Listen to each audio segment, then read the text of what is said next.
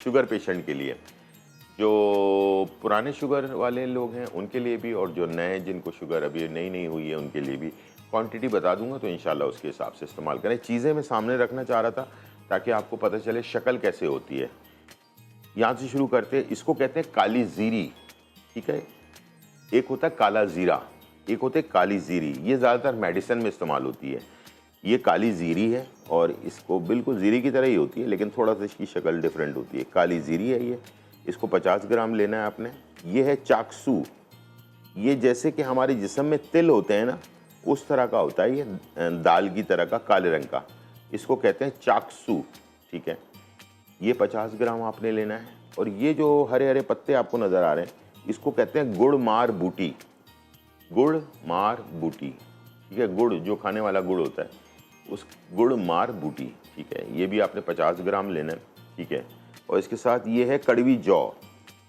जौ जो होती है हम खाते हैं, एक तो जौ होती है नॉर्मल, और एक होती है, इसको कहते हैं कड़वी जौ। ये कड़वी होती है, ठीक है। ये भी आपने 50 ग्राम लेना है। अब आ जाते हैं पांचवी चीज़, और वो है जामन की गुठली। ये देखें, खुश्क जामन की गुठली, ये आपको पंसारी की दुकान से, ये सारी चीज़ें पंसारी की दुकान से आपको मिल जाएगी, ठीक है। अब आ जाते हैं, इसको करंजुआ कहते हैं, लेकिन इसको मगज़ करंजुआ लेना है। मगज़ करंजुआ का मतलब ये है कि ये करंजुआ है, सख्त सा होता है ये काफ़ी, ये देखें इस तरह से, ठीक है।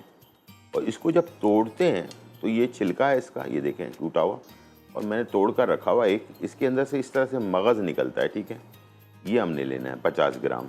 इसका वज़न 50 ग्राम होना चाहिए। अंदर का जो मगज़ है, ठीक है, अंदर का जो बीज है, मगज़ करंजुआ, मगज़ करंजुआ, इसके अंदर का जो मगज़ जो है वो लेना है।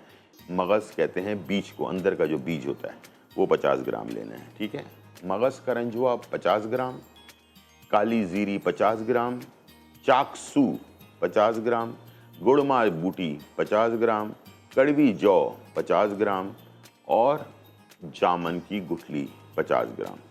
ये 6 चीज़ें हैं। इनको लेकर इसका बिल्कुल बारीक पाउडर बनाएं। खुद ना बनाएं, प्लीज़ खुद ना बनाएं। मशीनें बहुत आला किस्म की होती हैं पंसारी की दुकानों में, उनसे बनवाएं ताकि बिल्कुल पाउडर हो जाए ये, ठीक है।